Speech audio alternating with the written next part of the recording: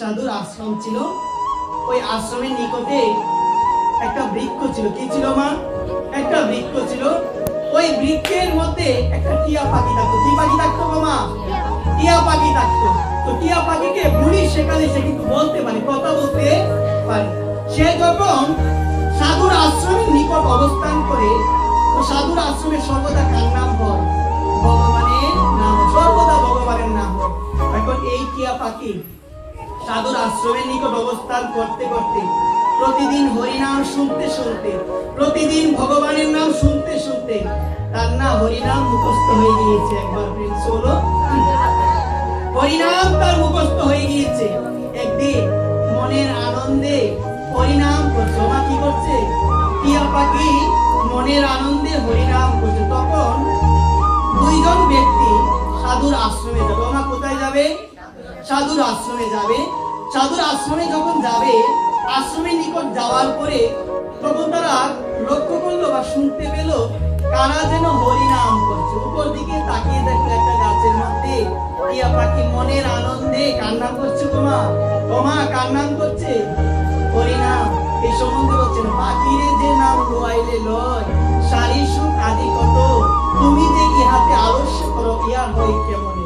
বলছেন যে নাম পাখিকে নেওয়ালে পাখিও নেই, কিন্তু আমি এত অদম হয়ে গেলাম, এত নিকৃষ্ট হয়ে গেলাম, আমাকে সাধুগুরু বৈষ্ণব বলে ডাকো না একটাবার প্রভুকে, ডাকো না একটাবার ভগবানকে, কিন্তু আমার সময় নাই মা, আমার না সময় নাই, আমার সময় নাই বাবা। আমাদের বলছে সাধুগুরু বৈষ্ণব ডাকো ভগবানকে, প্রভুকে স্মরণ করো, কিন্তু এই সংসারে মায়ার প্রতি আবদ্ধ হয়ে সংসারের মানুষকে সময় দিতে গিয়ে ভগবানকে দেওয়ার সময় আজকে টিয়া পাখি মনের আনন্দে হরিনাম করছে।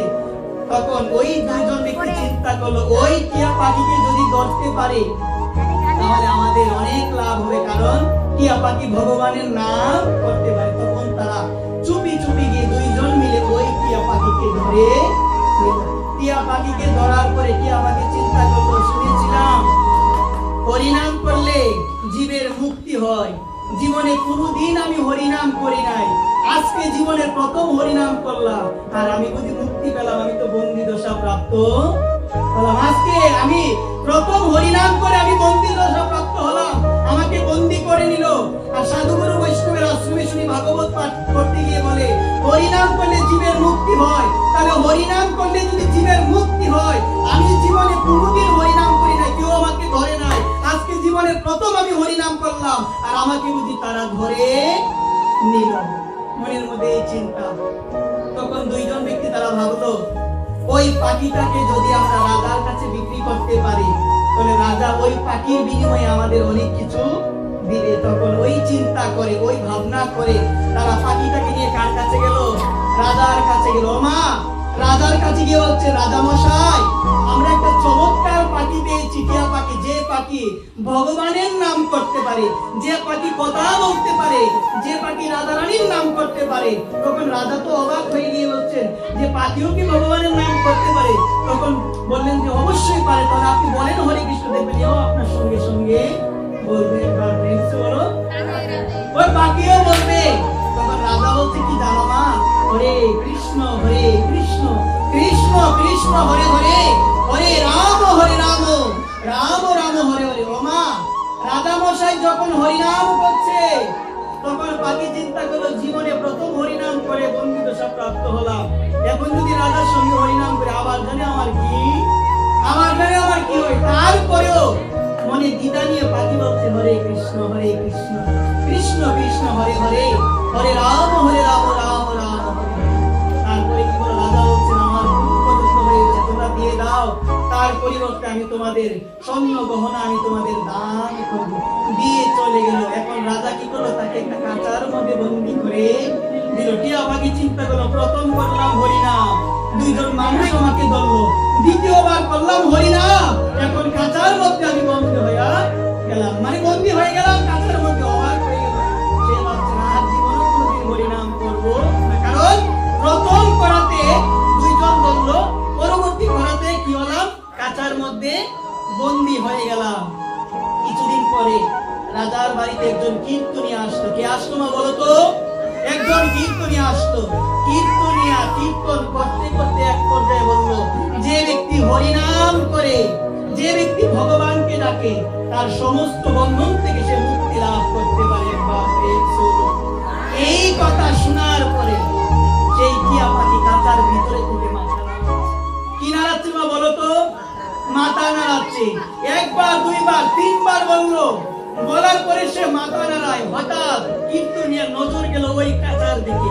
সে চিন্তা করলো, সব কথা বলে সে গ্রহণ করে, যখনই বলি হরিনাম করলে সবার মুক্তি লাভ হয়, সমস্ত জীবের বন্ধন বন্ধন হয়ে যায়, এই কথা বলার পরে পাখি তো আমার কথা মানে না।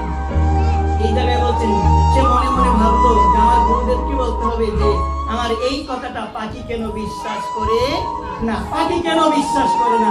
কীর্তন শেষ, একদিন গেল গুরুদেবের আশ্রমে। আশ্রমে গিয়ে বলছেন, গুরুদেব, যে আমি অমুক রাজার বাড়িতে গিয়েছিলাম কীর্তন করতে, আমি অনেক কথাই বলেছিলাম আমার কীর্তনে।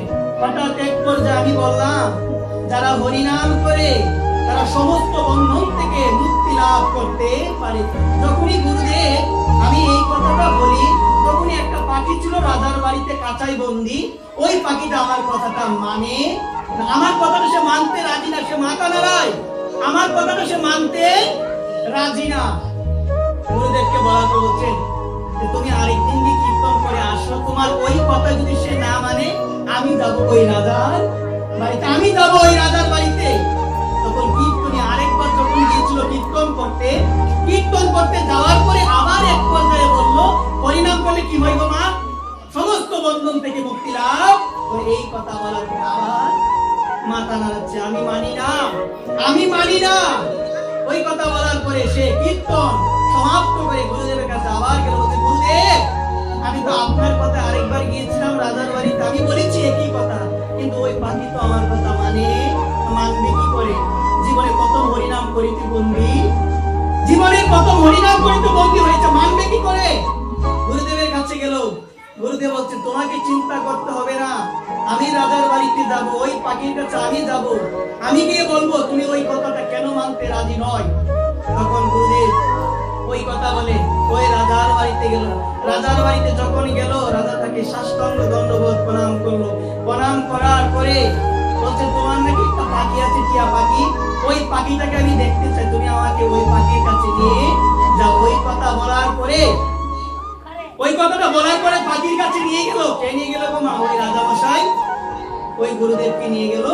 নিয়ে যাওয়ার পরে বলছেন রাজাকে, রাজা তুমি চলে যাও, আমি একান্ত ভাবে ওর সাথে একটু আমি কথা, তবে একান্ত ভাবে আমি ওর সাথে কথা বলবো। তখন রাজা চলে গেল।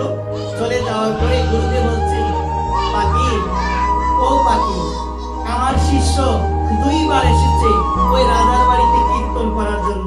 দুইবার আসার পরে একটা কথা বলেছে বেশি বেশি, যে হরিনাম করলে সমস্ত বন্ধন থেকে মুক্তি পাওয়া যায়। তুমি এই কথাটা কেন মানো না? তুমি কেন মানো না? তখন সে পাখি বলছেন যে, গুরুদেব, আমি কেন মানি না জানেন? বলছেন, আমি এক সাধুর আশ্রমের নিকট একটা গাছের উপরে থাকতাম। ওই সাধুর আশ্রমে প্রতিদিন ভগবানের নাম হতো। আমার কার নাম হতো গো? ভগবানের নাম হতো। তো ভগবানের নাম শুনতে শুনতে আমার মুখস্থ হয়ে গিয়েছে। এখন যেদিন আমি প্রথম হরিনাম করবো, সেদিনই দুইজন ব্যক্তি আমাকে বন্দি করে নিয়েছে, এই কারণে আমি এই কথাটা মানি। তখন গুরুদেব বলল, এই বুঝি কথা? তখন গুরুদেব বলল, তাহলে একটা উপায় আমি তোমাকে বলে দেই, একটা উপায় আমি তোমাকে বলে দেই। বলছে, গুরুদেব কি উপায়? তাড়াতাড়ি বলে। বলছে, তুমি এখন একটু মৃত্যুর অভিনয় করো। কিসের অভিনয় করো? কিসের অভিনয় করো? মৃত্যুর অভিনয় করো। মৃত্যুর অভিনয় করলে কি হবে জানো? তোমাকে মৃত ভেবে যখনই কাঁচাটা করবে, তুমি উড়াও দিয়ে চলে যাবে। একবার প্রেমস বলো, আওয়াজ নাই মায়েদের।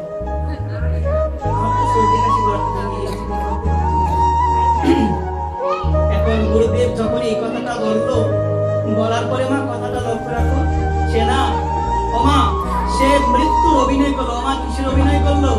মৃত্যুর অভিনয় করলো। কিছুক্ষণ পরে রাজা আসলো ওই পাখিকে দেখার জন্য। রাজা আসার পর দেখতে পেল পাখি নড়াচড়া করে না। পাখিকে ধরছে, নড়াচড়া করে না। তখন রাজা চিন্তা করলো, আমার পাখিটা মনে হয় মৃত্যুবরণ করেছে। তখন তার একজন সহচরকে ডাক দিয়ে বলছে, কাঁচাটা তুমি খুলে দাও। কাঁচাটা কি করো? কাঁচাটা খুলে দাও।